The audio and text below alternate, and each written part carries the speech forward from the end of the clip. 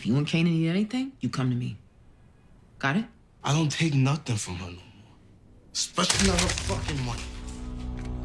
We ain't even touched Manhattan yet, man. That's where the white money's at. Damn, this just all happened now? I can barely keep up with this shit. Changing the fucking game, nigga. If Rock breathing, she hustling. Should've took her out back in the day. Never too late for that, though.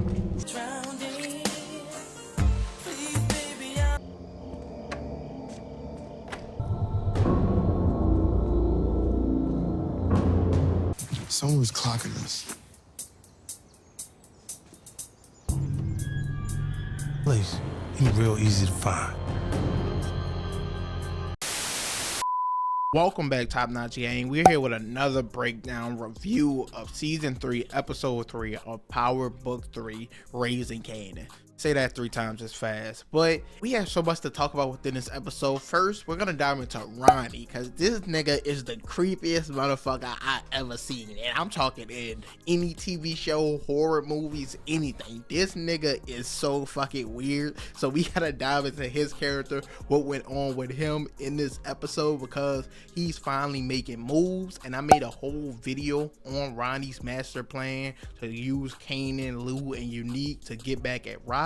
And we saw steps towards that in this episode that we're gonna have to break down. So we gotta talk about that creepy ass nigga. Kanan finally in the game, him and Famous making moves of their own and shit up and running. We saw that paper coming in pretty fast, pretty quick. We also gotta talk about them in the Ronnie section, because Ronnie was watching them as well. And we already know Ronnie and Kanan is gonna have a run-in later this season based off what we saw in the trailers. For now, we get to see him run his first successful hustle on his own, fully away from Rock, and we see that paper flying in. Speaking of Rock though, of course, she's saying she's fully out the game. She's continuing her relationship with Unique, and we kind of see her trying to see what she's gonna get into next, some new endeavors, adventures. She's buying a salon. Last but not least, we got the Lou, Marv, and Jukebox whole situation. Lou letting Jukebox down again, not being at her audition. This nigga is losing it. I made a whole video on that as well. Jukebox, she got her audition. Obviously, we know she's gonna get it based off the trailer. We see her with the girl group, but we're mainly gonna focus on her and her relationship with Lou, because that's gonna be off again after, once again, like I say, he let her down. This was a pretty good episode. You guys can let me know what you think about it down below. But as usual, leave a like, comment, subscribe, and let's dive into everything that went on in Season 3, Episode 3 of Power Book 3, Raising Kanan.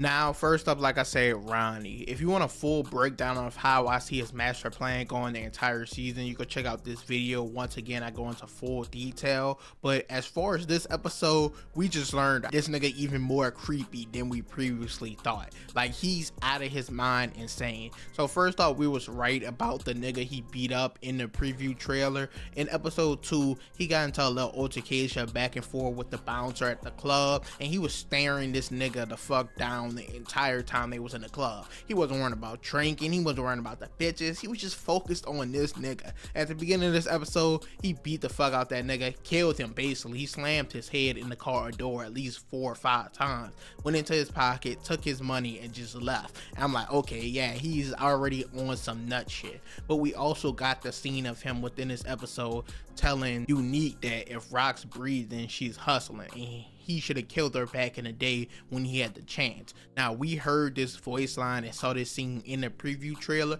but after that, he went on to say it's not too late, meaning she's obviously his target. Now, we know Unique, of course, is with Rock, sleeping with her, everything like that, and we could see Ronnie kind of suspected this, because in a scene with Ronnie and Unique's real girlfriend, she was asking him where is Unique, and he was saying Unique probably got a side bitch more than likely. And we see later on in this episode when Unique goes to Rock house, they sleep together once again, and when he leaves, Ronnie is outside of Rock's house watching Unique.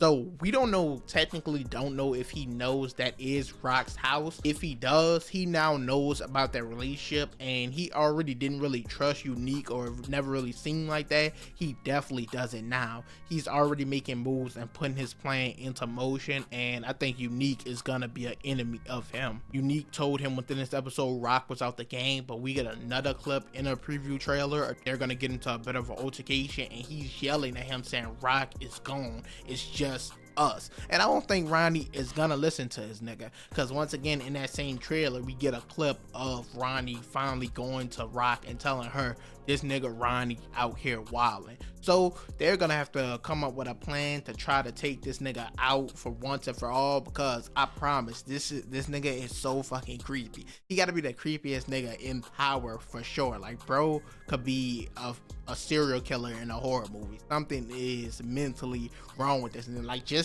staring at people. And of course the last thing we got from Ronnie in this episode though is him and Kanan finally eye to eye, see each other. Kanan, we're about to get into him next, running his business. Ronnie caught hold of that. Obviously this is gonna lead into what we see in a trailer where Ronnie asks Kanan specifically if you work for Unique, and Kanan says I work for me. Now I already made the prediction that he's gonna use Kanan to get closer to Rock, but they are gonna have a working business of their own and be kind of partners and make some money together basically. So I still expect that to happen based off clips from trailers and shit like that, but we could expect their first conversation and interaction in episode 4 more than likely. On to our boy Kanan, he got his business up and running. We saw in the last episode, he saw the guy Paul, he had his little courier business where he had these guys, these delivery boys moving stuff for him. And at the end of the episode, so they made a whole plan, and in this episode Kanan goes back to Famous's plug, his connect with the weed, Sinrad or Sinrad, whatever the fuck his name is, and they strike a deal as well, and boom, they're in business. Also within this episode, Rock tried to go and give Famous money. Famous, he doesn't want to be in this shit. He said it to Kanan multiple times within this episode, but Kanan told that nigga, we're fucking with this and we're not talking about it again. And he smacked the money out Famous's hand that Rock gave him, say he's not taking money from her no more. And he told Famous, if you let Rock back into this house, I'ma fuck you up. And I'm like, damn, why he doing his mans like that? I know he's not fucking with Rock right now, but he was going a little too hard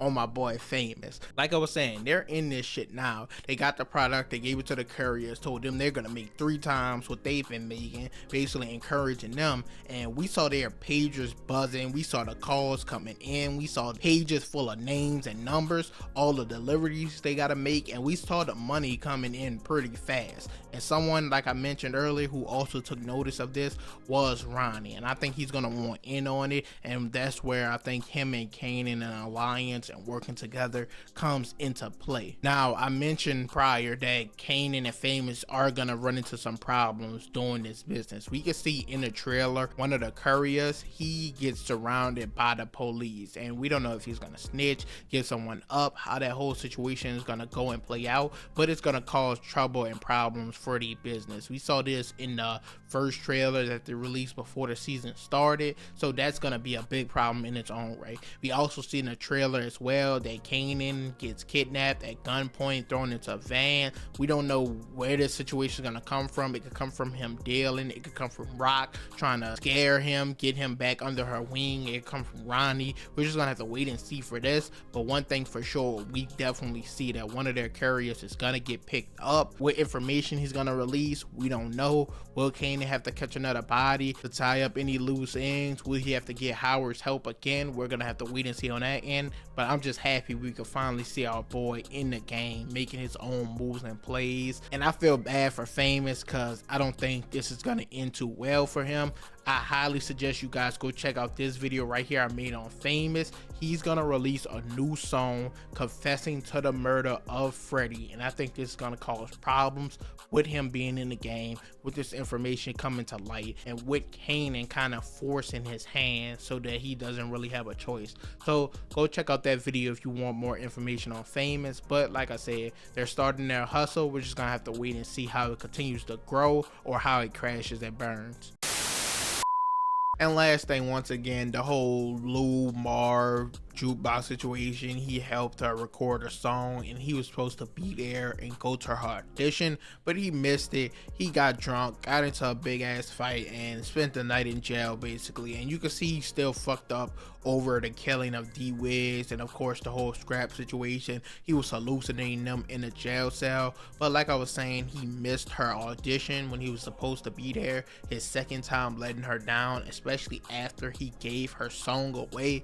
This is just bad timing for him. He can't get his shit together. Even though he cares so much about music, he couldn't do this for his niece. Of course, Marvin showed up there. She only got to sing for like 20 seconds. The lady in the crowd was so fucking rude. Told her cut, okay, that's enough. But obviously we know she's gonna get the part. I mentioned in the intro, we see her in the trailers with this girl group. It's 3 of them. The girl Crystal is gonna get introduced. I'm pretty sure she's gonna be some type of rival to Jukebox, cause problems. And another key detail we get is Jukebox in her room looking at the army flyer. Of course, we know in episode 2 she went and signed up for the army before she even knew about the audition, before Nicole dad came over, before she obviously knows she's gonna get into the girl group, everything like that. So that's still lingering around because we know she's taking a lot of losses. As I mentioned, Nicole's dad, she lost her mom at the end of season 2. She's dealing with that now, and she just lost Officer Burke. So the army thing is still lingering around. When this girl group inevitably crashes and burns, as we know it will, because she wasn't in the girl group in the original Power, I think the army shit will still be on the table, and that's when we see Jukebox start to get grimy and enter the game more and more. But other than that, Lou, he just fucked up, and I don't think there's anything he can really do to fix it at this point. Overall, that's it for this video. You guys can leave your thoughts and opinions down below in the comments on this episode. Rate it 1 out of 10. Let me know what you think. Give me your predictions for some of the characters. And once again, I drop a video on one character every single week. You guys, I allow you to pick if you have anything specific you want me to focus on. I did Jukebox, her path to being a cop, possibly getting revenge on Howard for the killing of Officer Burke. I did one just on Ronnie, his master plan to use Unique, Lou, and Kanan to take out Rock. We saw him take steps towards this in this episode. You go check that out to see what he would continue to do. I also made one on Famous, as I just mentioned prior.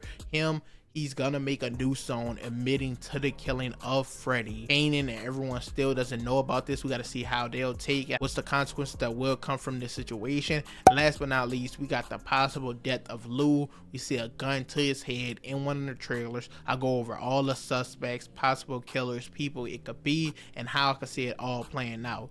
But once again, guys, that's it for this video. As usual, leave a like, comment, subscribe, and I'm out.